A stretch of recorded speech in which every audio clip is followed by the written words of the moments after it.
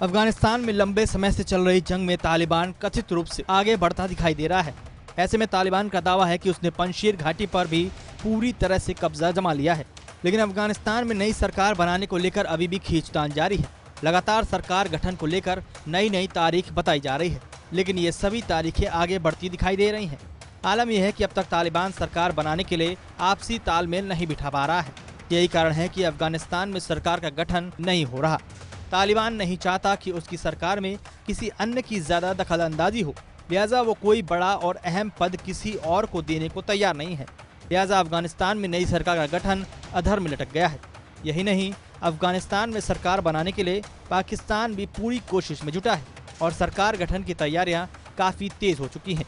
यहाँ तक कि तालिबान की ओर से 6 देशों को सरकार गठन के कार्यक्रम में शामिल होने के लिए न्योता भी भेजा गया है, लेकिन भारत से तालिबान ने कोई संपर्क नहीं किया।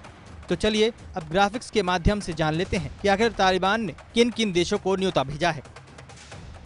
तालिबान ने चीन, पाकिस्तान, रूस, ईरान, कतर और तुर्की को न्योता भेजा है। ये वो देश हैं जिनको तालिबान की ओर से नई सरकार के गठन कार्यक्रम में शामिल होने के लिए बुलाया गया है, लेकिन भारत समेत अन्य किसी देश को तालिबान की ओर से न्योता नहीं भेजा गया। तो जहां एक और तालिबान अपने आप को बदलकर शांति के रास्ते पर चलने की बड़ी बड़ी बातें कर रहा है, तो वहीं दूसरी ओर उसकी नापाक हरकतें कम होती दिखाई नहीं दे रही हैं।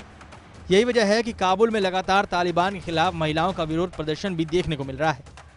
तालिबान प्रवक्ता जबीउल्लाह मुजाहिद ने आज कहा कि हमने पंजशीर में अपने दुश्मनों को ढेर कर दिया है और पंजशीर हमारी फोर्स के कब्जे में है। पंजशीर के साथ किसी तरह का भेदभाव नहीं होगा। साथ ही उनका कहना है कि वो चाहते हैं कि ये मुद्दा बातचीत के जरिए सुलझे, लेकिन ऐसा नहीं हो सका है। लिहाजा उनकी फोर्स ने हमला करके जबरन कब्जा किया। ऐसे में कई बड़े सवाल जरूर खड़े हो रहे हैं कि आतंक को पनाह देने वाला तालिबान आखिर सरकार गठन के बाद अफगानिस्तान में कैसे शांति कायम कर पाएगा। भले ही तालिबान की ओर से पूरे अफगानिस्तान पर कब्जा करने के बाद जल्द नई सरकार के गठन की बात की जा रही हो, लेकिन उसके इस दावे को नेशनल रेजिस्टेंस फ्रंट ने खारिज करते हुए कहा कि पंजशीर पर अभी भी तालिबान का कोई कब्जा नहीं है। हर रणनीतिक जगह पर हमारी मौजूदगी है। न्याय और आज़ादी मिलने तक ये जंग जारी रहेगी। फिलहाल अफगानिस्तान में संकट अभी भी बरकरार है।